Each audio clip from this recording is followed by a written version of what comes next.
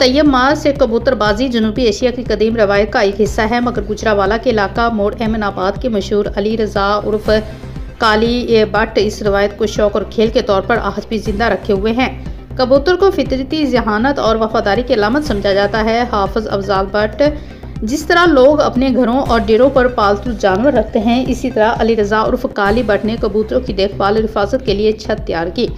इस तकरीब के मौके पर पाकिस्तान के नामवर कबूतरबाज उस्ताद बिलाल बट और दीगर मेहमान खसूसी Chaudhry Ilyas Iqbal Cheema advocate high court, Tayyab मार डिप्टी एडिटर रोजनामा कानून बयान, इशरत मार यासर संधू एडवोकेट, चौधरी नदीम मार, चौधरी इमरान मुराद सेशन कोर्ट, उस्ताद मलिक इमरान दानी मार red media news, Chaudhry Imran उर्फ Mani work 96 news media, madam Shumaila 96 news, Abdul Rahman उर्फ मानी बट, हाफिज बिलाल बट फ्रॉम स्पेन ने खसूसी शिरकत की। तमाम मेहमानों का इस्तकबाल फूलों के गुलदस्ते और फूलों की पत्तियों से किया गया।